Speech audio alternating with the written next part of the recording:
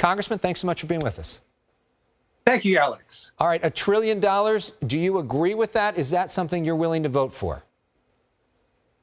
Congress has passed on a bipartisan basis 4 bills in near record time to address this pandemic. I view those bills as necessary, but not sufficient to address the scale of this crisis. The president last week said that the virus was just going to leave. There's no evidence that this virus is just going to leave. It's going to stay with us until there's a vaccine or a drug therapy. That means we have to get money out to the states, local governments, and school districts. We want to make sure that our heroes, our paramedics, firefighters, police officers, and teachers are not laid off. So I support Gavin Newsom's $1 trillion request. You do? Okay. Wait, hang on a second. I'm a little confused by that. So you're equating remaining closed for the virus with the request. Is that the provision here? With if we have to remain shut down, then that request is appropriate? What if we're able to open up in the meantime and essentially return to normal as we hit the summer season? Many states are starting to slowly reopen. I think we have to get to testing at scale in order to reopen fully safely. But our economy is going to be slow until there is a cure for this virus. A lot of people are not going to engage in normal activities because they want to protect themselves and their loved ones.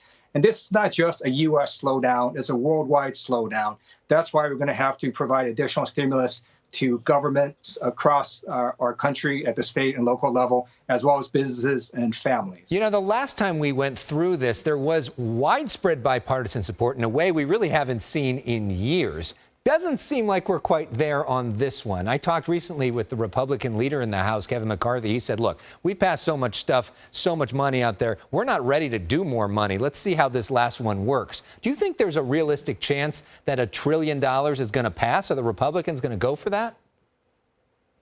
I do. We have 33 million Americans who filed for unemployment claims. That's an astonishing number. We know that the payroll report hit the lowest level since the report came out.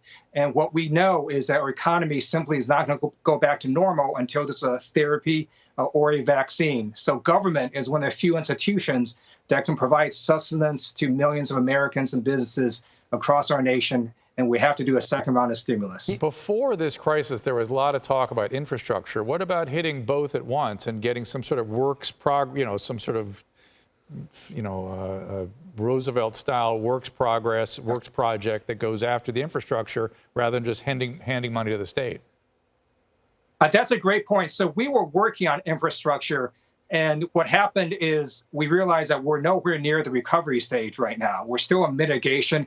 We have to make sure that all these Americans who file for unemployment, who no longer have jobs, are able to have sustenance. So we need a second round of stimulus, and then we're going to move to infrastructure. One of the things we need is broadband everywhere, including in rural areas and urban areas where there's no broadband, because we see the necessity of this for children, for distance learning, for a variety of reasons. And we want to make sure that broadband also gets delivered across America. And just lastly, there are some folks on the right that say, why are we going to reward a state like California that had problems with unfunded liabilities going into this, or had some other issues with giving money to illegal immigrants before this? We're rewarding these states by bailing them out for making bad decisions. What do you say to that? Well, California is not a good example for them to use because California actually had a $20 billion surplus before this pandemic. A lot of red states actually were in far worse situations. Every state has been affected by this pandemic, and we defeat this virus by working together, by being unified.